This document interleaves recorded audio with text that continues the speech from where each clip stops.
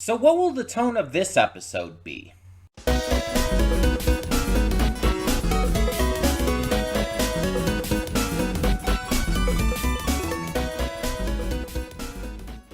Hey everyone, welcome to Princess Gay. I'm your host Connie, and today we are here with my blind reaction to episode 3, the final episode of Cutie Honey. And I'm less excited than I was at the beginning of episode 2 because episode two's drastic tone shift was so jarring. And it's like I'm not opposed to things like this having a bit of a tone shift and getting more serious. But with a 3 episode OVA, you really can't do it that suddenly. You have to like build up to it and make it work. If you shifted the tone by the end of episode 2 and like started to work into that, like things getting more serious, things getting more intense, and the end of episode 2 obviously going into a more serious route that leads into episode 3 being more serious, that would work. But episode 2 just being completely more serious the entire time and not really carrying over the kinetic energy and excitement of episode 1 was a massive disappointment to me. It felt almost like a different show in terms of its tone. Like, yeah, it was still following the same plot, but to what end? You know? It's like it didn't feel like it was like the same vibes that I fell in love with episode 1. Because episode 1, like I said, it had kind of like these vibes of panty and stocking. Being very goofy, being very silly, having this like frantic kinetic energy that just keeps going, keeps getting more and more crazy and weird, while, maintaining this story going on at the same time. But episode 2 got very serious. It toned down on the craziness way too much. It toned down on the stylization way too much. Like, it didn't even have any stylistic animation moments like episode 1 did. And it felt so far removed from the first episode that it was just extremely jarring and kind of destroyed my immersion in the series. And I'm hoping episode 3, like, gets back on track and recaptures the tone of the first. But I'm honestly thinking it's probably not going to. Because it's like, how do you just, like, go that back and forth like that? I feel like at this point it would have to keep the tone of the second. Which at least would be consistent in this moment, but it still would be just like so far removed from the first. And the thing is, it's weird because it's like I feel like I've seen very few shows that have done this. And I know this is a 3 episode OVA. It's not the same as like even a single core full series. But I still feel like I've seen very few shows where it's like the first episode is just really, really fucking good. And then the rest of the episodes afterwards just kind of drop the ball. Or not even the rest of them, but it starts to like go downhill after that. It just like, usually the first episode does give you a good enough feeling for what the show's going to be like. But with this, it just didn't. And again, I understand it's a very different kind of thing. It's a 3 episode OVA. Each of the episodes were released separately and whatnot. I understand that. But it's still the same series. Like, that's just undeniable. And to switch tones that suddenly feels very just disconnected. And it hurts the overall vibe of the show. And it's like, I'm not even against necessarily the stuff that happened in it.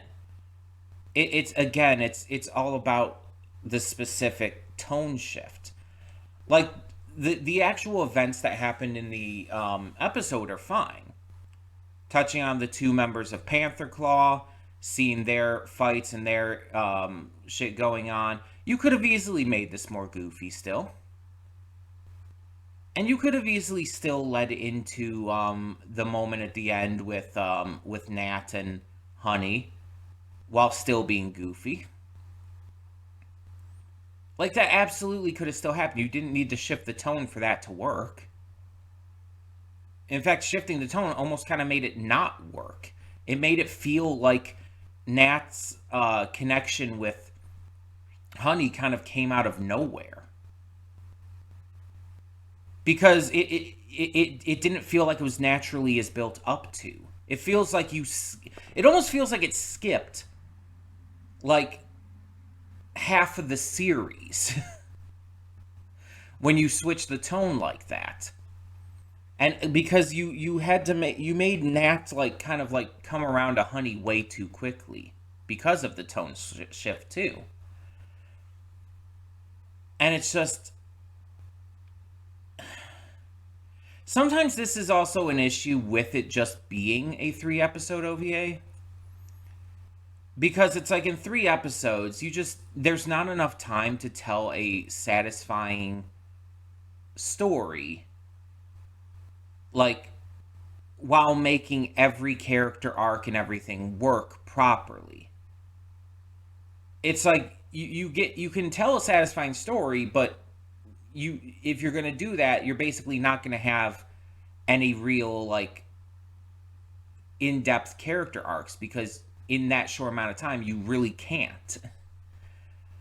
And if you want to have like a good character arc, it's like you're going to have to sacrifice parts of story to get to that, because you have to focus on that instead. You can't do both in only 3 episodes. It's not enough time. You need at least double that. 6 episodes is basically a minimum at this point to be able to tell like a genuinely good story like that. And honestly, they would need to be double length. And luckily this is double length, so we do have that working in our favor. But it's still just, it's not enough time. You need 6 double length episodes, not 3 double length. It's just not enough time. And it just shows with this really rushing things and really like just not giving us time for things to work. And again, the tone shift is just, it's the biggest issue here, because it completely just changes the show's vibes entirely. It just got way too serious way too suddenly. And it needed to take more time to work into that. So I don't know what we're getting ourselves into with this final episode, but it is the final episode. I'm just hoping it ends off well. We did have a lot of sudden character growth last episode, so who knows how much further that's going to go in this one. We still have like one member of Panther Claw to take down, because we got one in episode 1. We had 2 last time, and we have one more. We have, I can't remember what their name was. But then we have the leader as well. So we technically still have 2 enemies to take down, because I assume the butler isn't going to fight. And we have to deal with like more information from Seiji, I think is his name, regarding Honey and everything. And it's like there's a lot of implications we have to cover, like, oh, Honey and Panther Claw kind of being made from the same stuff and all, being made from the same experiments. And we have to like figure out the stuff with like who Seiji really is. There's implications that this cleaning lady at Honey's work is really someone else. There's a lot of implications, and I don't know where this is going. because we have like one more episode to cover all of this, to figure all of this out. And I'm really worried we're not going to be able to. I'm really worried that it's just not going to be enough time. But we'll see. We'll see how it goes. Let's give it a watch and find out. Hold up just a sec. Before you click that link down in the description below to get to today's video, I want to remind you of all the awesome content we have both on this channel and the Princess of Gaming channel. Let's check it out.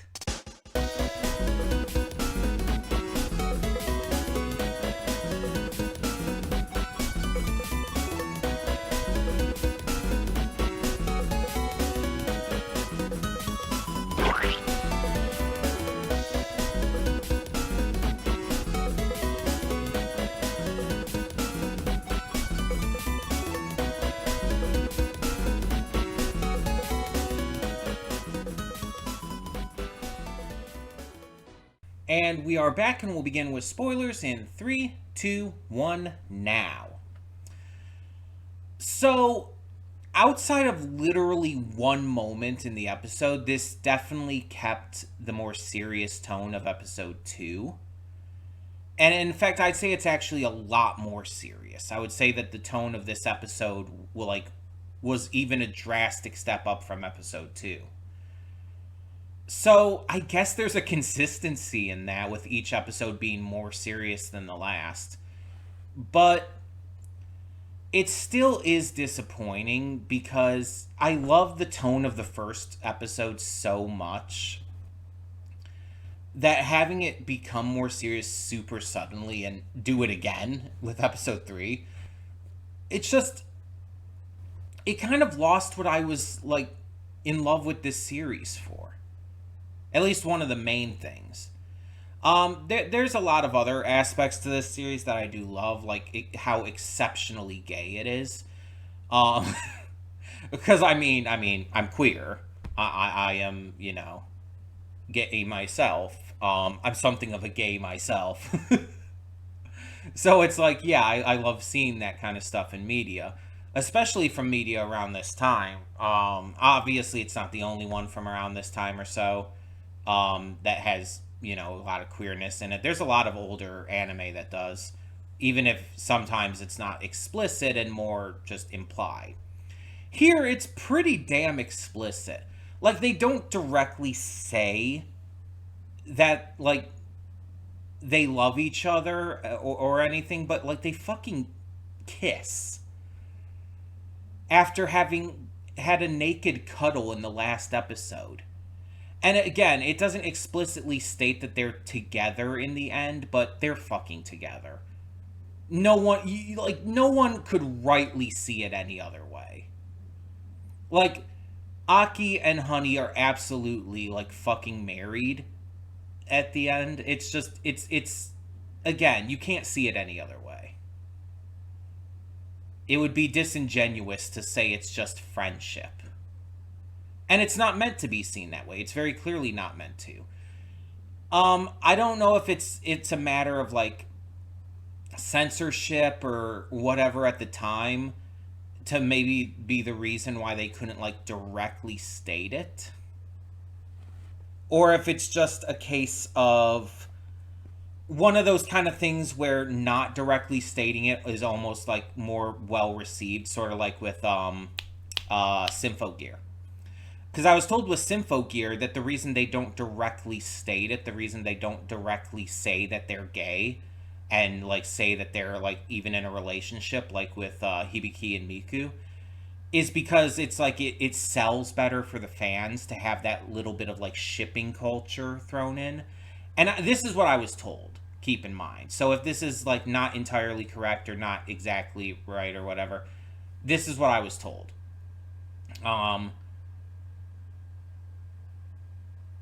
I don't entirely understand that, because I feel like it's just better to, like, explicitly state it, to have it, like, be just straightly out there.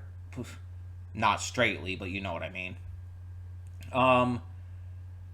Because, like, keeping it more subtle, it feels like almost like queer baiting a lot of the time, rather than like, actually confirming anything. But this series is like so over the top with it. It practically confirms it without saying it.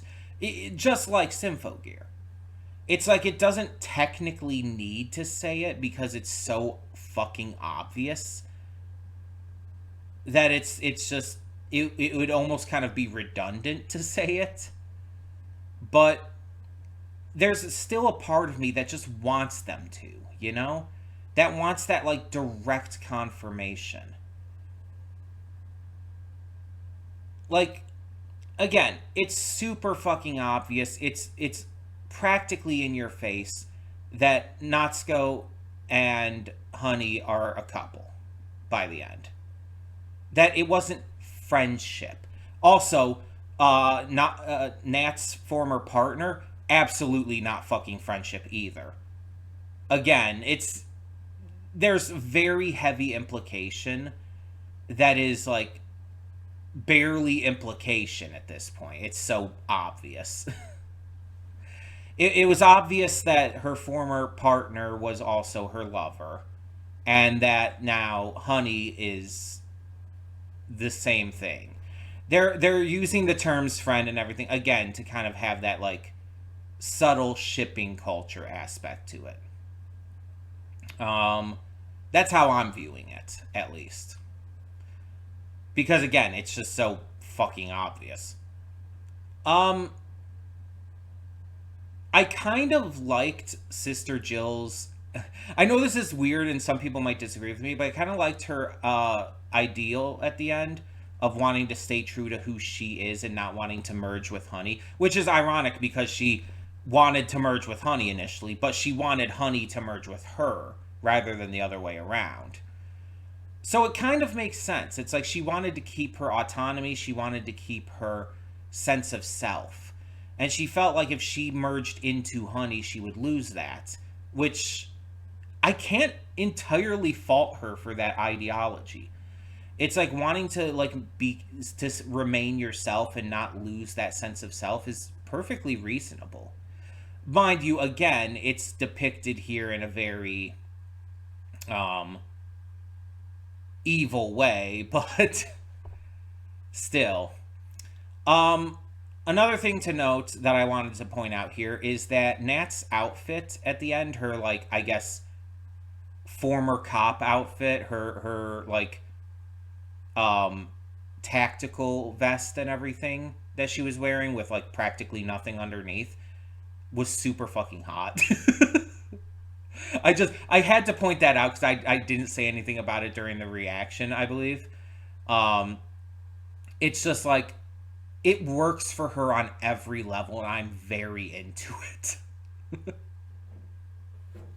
But I really like and I've said this with the previous episodes, that Nat, like, despite being like, a cop, is very much against the corruption of the force, and even in the end resigns and forms a private detective agency with Honey to actually deal with real justice and not whatever the cops are going to do. Because we even see in this episode, like, we see very little of the police in this one, but we even see that that Nat is like basically taken off the job completely, and we know this is what leads to her obviously quitting. Because the police would rather, sit back and see what happens than take action. They don't want to push any boundaries and would rather like not actually try to save all these like dozens upon dozens of kidnapped girls because they don't want to, risk anything in their eyes.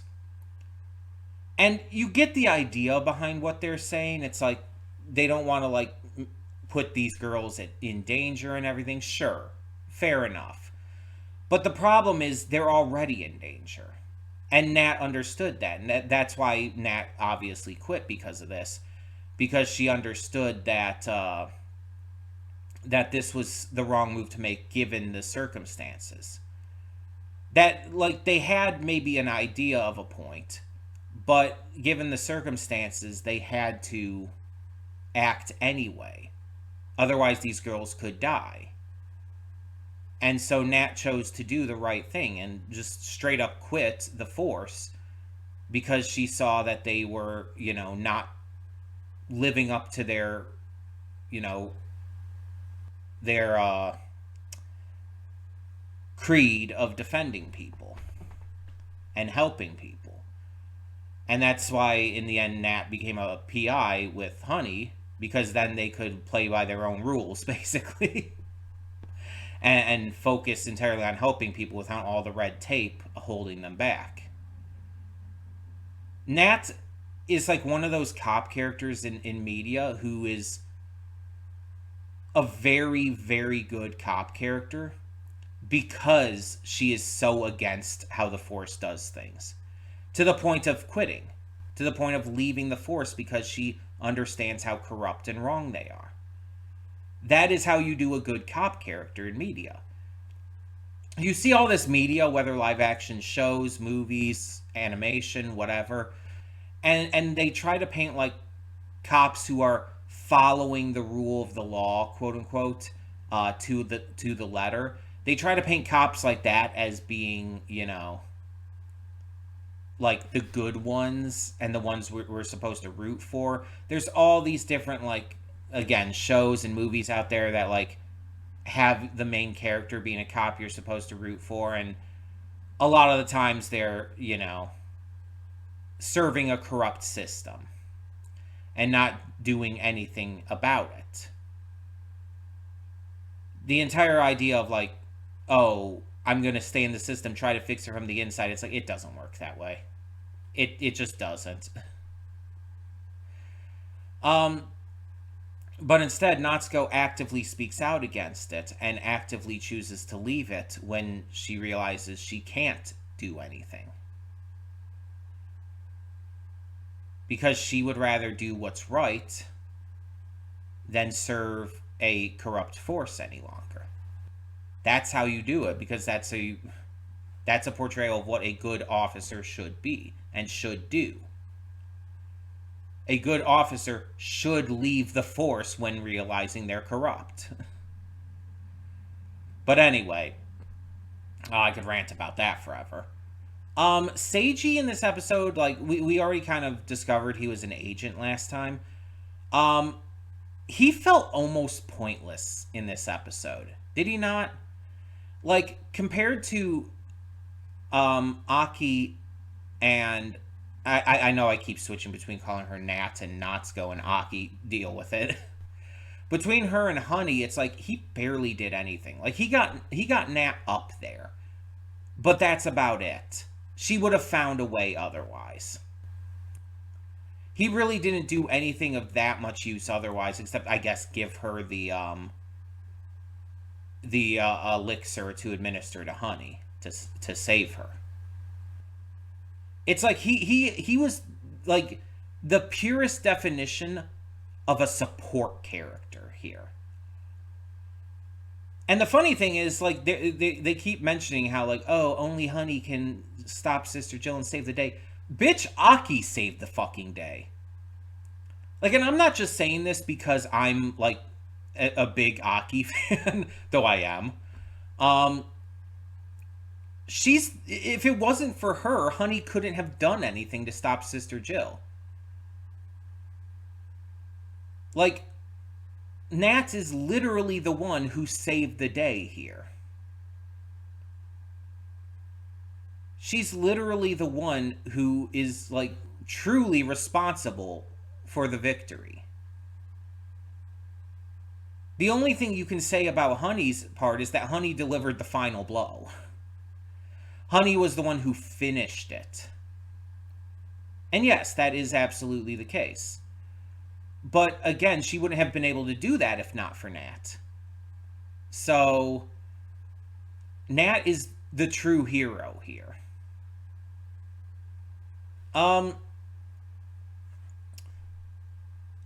The butler being in the form of, Honey's father, I feel like a lot of people probably figured that out, like, maybe in the previous episodes.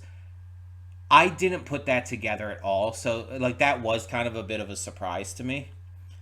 Um we'd seen like shadowed images of her father, so it's like it just never occurred to me, it never clicked for me. I was kind of wondering like what the deal with the butler was. Like his role in this was like kind of confusing to me. But this just everything kind of clicks, and that makes sense that he's like a robotic clone of her father and everything. It makes sense, and it's like, yeah, that I should have seen that. um and Jill kind of like being revealed to kind of be just like a lonely, sad, like depressed failure like of this eye system experimentation and everything, and that like she was just trying to do like her goal was based around what she was told or what she believed she was told. And it's just, and in the end she wanted Honey to become part of her because she was lonely and everything. It's like all of that. It's like this idea can work if you have more time to build the villain and her backstory and stuff up. It didn't work here because this is a 3 episode OVA. It we just There's not enough time to make that work. There's just not enough time. And as much as I like the idea of Aki's backstory here, the random tragic backstory with her former partner, it was also very sudden and just not given enough time and attention. It felt very much like it was tacked on. And I'm not saying it wasn't important, it definitely was. Because, I mean, like, that was part of what, like, connected her with Honey so much and is kind of the reason she saved the day and everything. But while this is the case, it's just at the same time, it did feel very out of nowhere, and, like, it was just added on just to have a backstory. It didn't feel as natural as it could have, which it sucks because the idea behind it is good. And especially with the way it does connect her to Honey. It's just, it wasn't as well executed as I would have hoped. The old woman ending up being like this World War II agent and everything. It's like, we knew she was someone. I thought it was going to be like a bigger deal. No, she's just some World War II agent who has direct contact with the president of America, by the way. George W. Bush specifically, and is able to, help because of that, and that's pretty much it. Like, she has a role for like one moment, and then it's like the rest of this episode she's there, but she doesn't really do much. She gives some food, and that's about it. It's just it's one of those cases where it really wasn't as exciting of a reveal as they kind of thought it was going to be, or like intended it to be. It just wasn't quite what they were going, what it felt like they were going for. I don't have like I don't mind one way or the other in regards to the fact that the nudity in episodes 2 and 3 were was lessened, as well as just made less like overtly sexual. Like in episode 1, the nudity was like very fan servicey. But in episodes 2 and 3, it had more of like a narrative point, for lack of a better way to put it. And it felt more like weighty and, well, for lack of a better way to put it, once again, kind of necessary in a weird way. Like they made it narratively important and logical.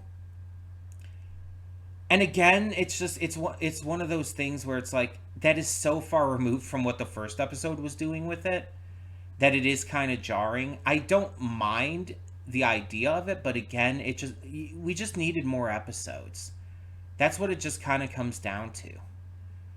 And I'm not even saying that just because I wanted to see more of like these characters and their adventures and fights and stuff. It's just because I feel like the story wasn't able to be told as well as it could have been and should have been.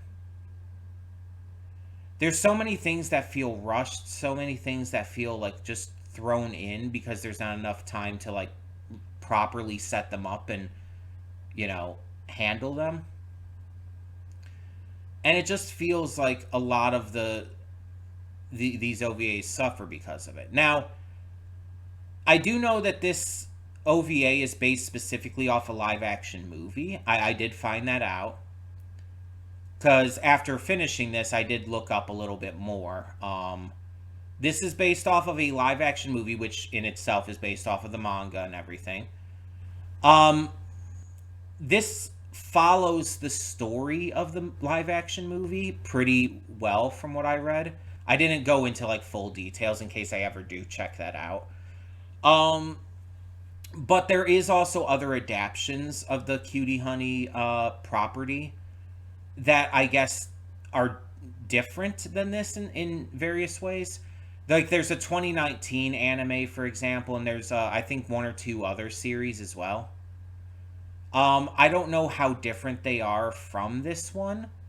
I don't know like in what ways. Do not tell me, just in case I do decide to check any of them out. Um,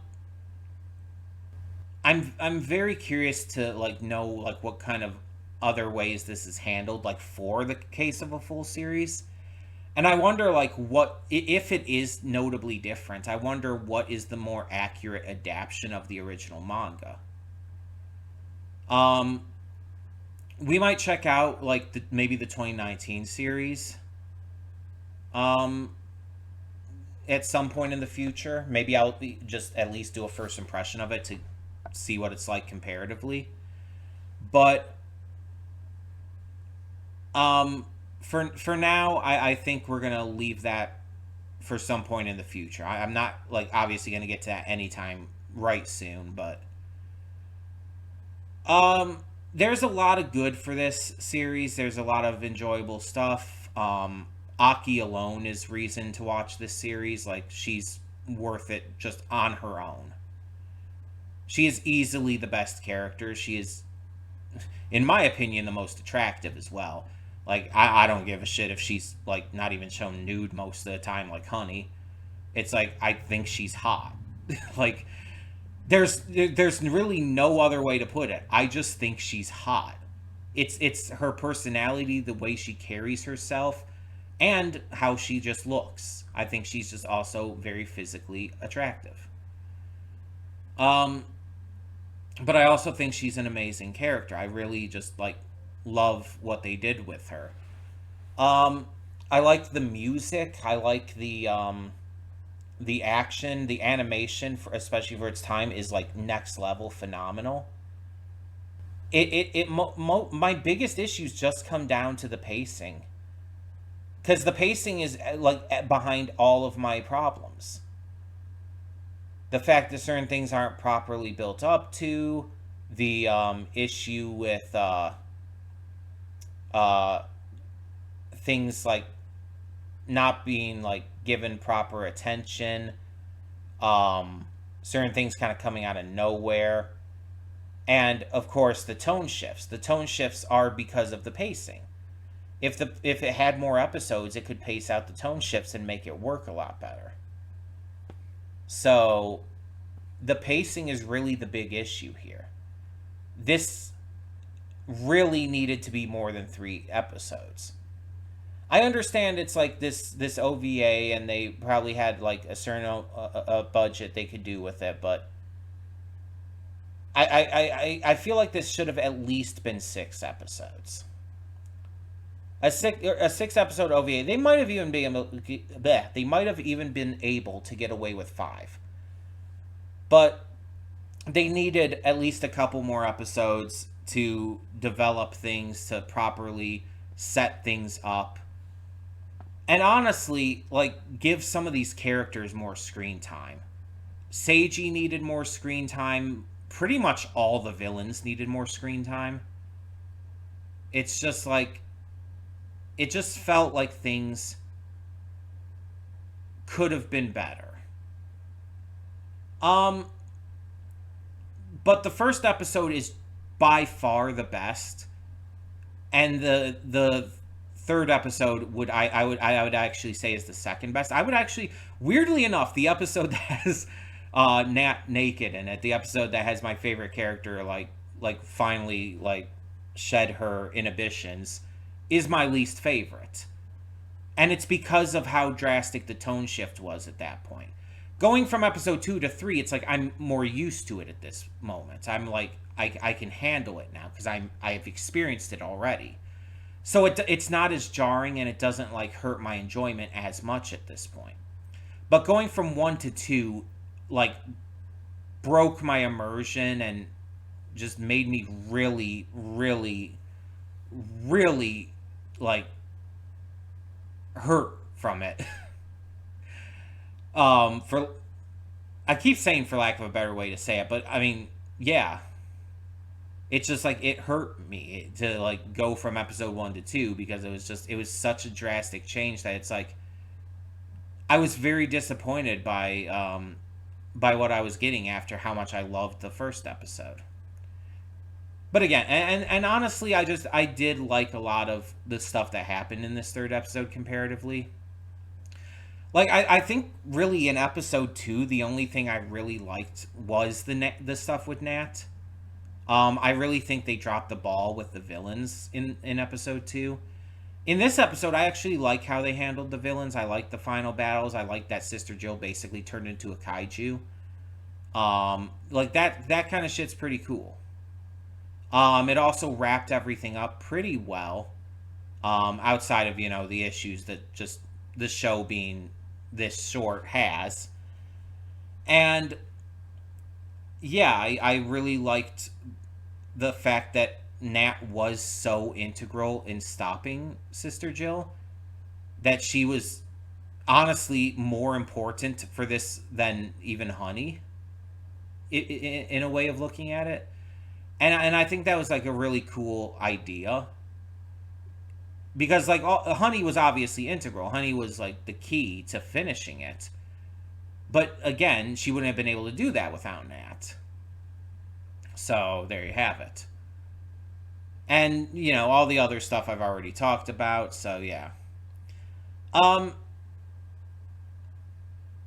know the new season of Panty and Stocking is coming out soon. I am going to be waiting for the dub on that, though, specifically because it is Panty and Stocking and the dub actually elevates the material. I don't know how quickly it's going to come out, but when the dub starts coming out, I'm going to get to it as soon as possible. I'm just going to tell you that right now because it's like, especially after these second and third episodes of this series, I just need my fix, I need my fix on that, like, batshit crazy, satirical, sexual goofiness. I need that so much after like how serious episodes 2 and 3 of this got. So yeah, I'm gonna try to get to that as soon as possible once that comes out, once the dub specifically comes out. But until then, we have plenty of other stuff to get to, and that includes for this slot. So, since we do need something else to take this slot on Fridays. There's been obviously a lot of thoughts I've been going through on what to replace this with, based on various things such as the timing of it, such as the just overall like vibes of what I want to get to in terms of general tone and genre and yada yada yada. It's there's been a lot of choices and a lot of things that I've been just kind of trying to figure out with that. And so I think in the end I kind of wanted to go with my gut in a way. I wanted to just make the easy choice to go with what, I was feeling the most ready for, I guess is the way to put it. The one I just really wanted to get to the most at the moment for this slot. And so, starting right away next week, because the timing works out, we will be getting to season 2 of Dan to Dan. It's wild that it's already here. It just feels like yesterday that I finished season 1, honestly. But season 2 did come really quickly, because I think season 1 was in the fall season of 2024, which would have been September to December, I believe. No, October. The fall season starts in October to December. So it's like it's only been like 2 seasons of anime since then. So yeah, it's been fairly a short time. They really rushed into getting to season 2. And that could be a good thing, that could be a bad thing. I really hope that it's not gonna be it's not gonna be like a case of the animation and pacing of things are bad because they rushed into it. They should have taken longer. I'm hoping it's more of like, they had this planned and they were already working on it, and so it is definitely finished. Apparently, the first 3 episodes of Dan to Dan season 2 aired in theaters, in certain places. I have not heard any spoilers, luckily, outside of just knowing that it continues where we left off. Which is, it's still wild that season 1 ended in the middle of an arc. That is just weird, right? But I mean, I guess it fits with Dan to Dan being really fucking weird. So, yeah, either way, I'm very excited to get back to that. We'll talk more about it next week once we get to it. So, yeah, hope you're all excited as I am. Although I do love the dub of that, we are just going to do the sub for consistency since we did the sub for season 1. But yeah. So, starting next Friday, Dan to Dan season 2. Get ready for it. I'm excited. Hope you are too. Tell me in the comments below what you thought of this 3rd and final episode of Cutie Honey, and let me know your thoughts on the series as a whole, and especially the tone changes and the differences between each of the 3 episodes. Let me know what you thought. For now, though, thank you so much, as always, for tuning in. I'm Connie, and I'm signing off. See y'all next time.